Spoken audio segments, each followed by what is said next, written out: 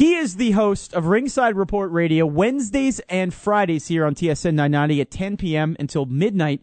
You can follow him as well on twitter.com/DaveSimonMMA. And, of course, you can check out ringsidereport.net, including podcasts from the program. That's right. He is Dave Simon. Yes, I am. And I'll tell you, an interesting matchup we have here, Matthew. Hunico and Camacho coming to the ring to take on the tag team champions. Oh, that's R-Truth not what we were going to talk about and here. Kofi Kingston. It's the Money in the Bank pre-show match.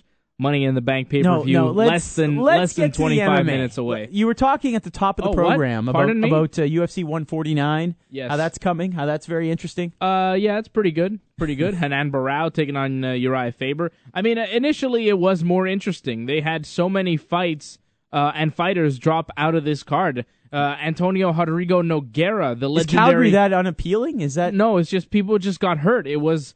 Dana White called it the craziest card in UFC history based on how many people dropped out of the card going into it. They had to move Uriah Faber versus Hanan Barao from UFC 148 to main event UFC 149 when the main event had to drop out when Jose Aldo got hurt for his fight with Eric Koch. So there's been a lot of injuries. Nogueira was supposed to fight Czech Congo. Nogueira and he's not a big able draw, to come back. On pay-per-view. Big draw for sure. So they had to move a lot of things around. They had to move Hector Lombard's UFC debut. It was supposed to be on August the 4th on Fox against Brian Stann. Brian Stann got hurt, and they needed a big fight to throw on UFC 149, so they signed Tim Boetsch to come on and fight Hector Lombard. That's a real interesting fight, and I was actually telling Mr. Morency off the air that I think Boetsch has a real shot at winning this fight. He's a plus 240 underdog going in against Hector Lombard, who, Lombard is a really tough guy. He's the former Bellator middleweight champion, and he's moving into the UFC. He's on an over 20-fight win streak, but he hasn't fought the caliber of opponents that Tim Boetsch has in the UFC. You look at his last performance beating Yushin Okami. Very, very impressive stuff for Boetsch, a guy who had a reasonably good career at light heavyweight, but since he's dropped to middleweight, he's been undefeated. So it's interesting, to see Tim Boetsch here making a real run at middleweight, and then Hector Lombard, who's on a great win streak, a really great fighter, and a lot of fun to watch, but he's heavily favored, I think, because of his win streak and everything. But I think you got to take a real close look at who Hector Lombard is winning and is winning against, and also remember that he's making his debut in the UFC, which can be very rough the first time around. It's called the Octagon Jitters, and those things are real. You see great fighters not perform the way you've seen them in other promotions when it comes down to stepping foot in that UFC octagon. Game Points here on the TSN 990 as we talk a little MMA with Dave Simon. Dave, you see that in boxing and in MMA. A guy moves up in weight class. He struggles because generally he's going up against more powerful, stronger guys. And the guys, in my estimation, in both sports that do better when they move up are the guys who can match that with speed, right? That's generally the equalizer, if you will. Well, yeah. I mean, if you're going to be a big middleweight, you won't be as fast as some of the smaller fighters at your weight class. That's, that it's the way it is, and sometimes you want to have strength and size over speed. It just suits your fighting style. And Tim Boetsch, I'm sure, is a faster fighter. He seems like he's faster. He's more in shape, carrying less of that extra fat or extra muscle that he was at 205. Now a leaner fighter. He's able to move around and be quicker. But yeah, I mean, that's generally why people would move up. They would move up to maybe be a faster guy at that weight class, or maybe they're just more comfortable at that weight. I mean, different guys have different reasons for moving up and down in weight classes. Sometimes it's to revitalize their career. Chael Sonnen, who came off a loss to Anderson Silva last weekend, he's talked about moving up to 205 just to see some different challenges, because now he's looking at the middleweight division where he would have to win probably 4 or 5 more fights before getting another title shot. That might not happen. Anderson Silva might retire by the time Chael makes his way back up the ladder.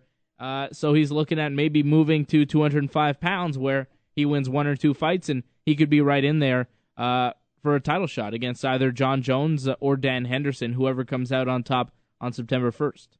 GamePoints here, TSN 990. UFC 149, did it sell out quick? Is it expected to be a big event out there?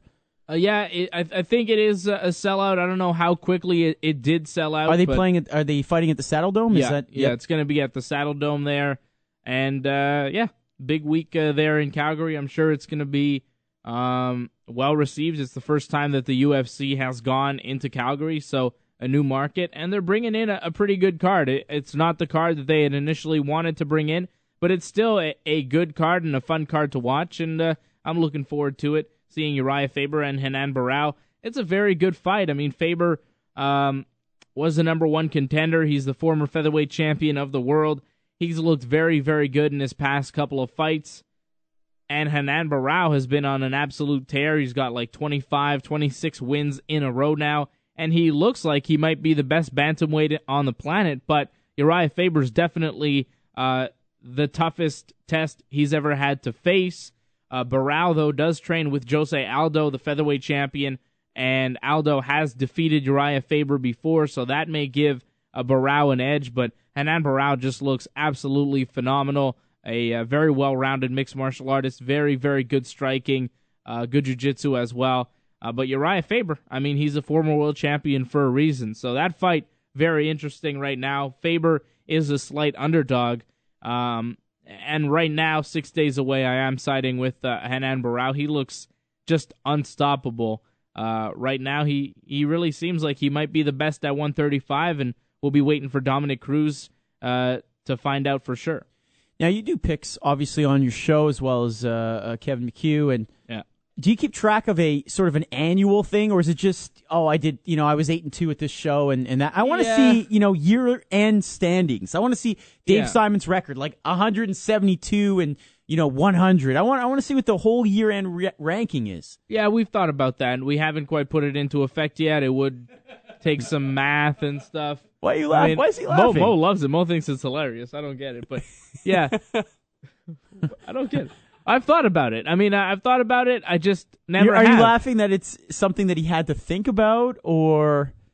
No, because the way the answer was done, we have to do some mathematical calculations and stuff. It's a lot of work. It like it's extra work, right? Yeah, it's extra work. Yeah. But yeah, I've thought about it. I do know that I went 8-1 last night for Strikeforce, so that was pretty good. Well, tell me. But we've talked about Strikeforce. Nobody really knows what the future is going to hold there. Anybody out of that card will we see in the UFC? Well, Nate Marquardt just became the new Strikeforce welterweight champion. Marquardt previously fought in the UFC at middleweight. Now looking like one of the best welterweights in the world. He knocked out Tyron Woodley, giving Woodley his first ever loss.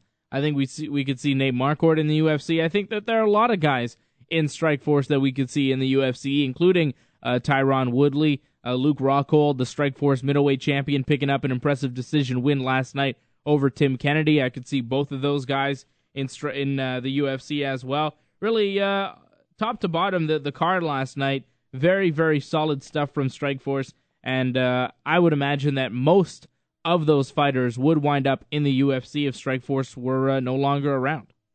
Dave Simon, again, you can check out the analysis on ringsidereport.net, including podcasts from his show here on TSN 990, which is Wednesdays and Fridays, 10 p.m. until midnight. Dave Simon, MMA, on Twitter.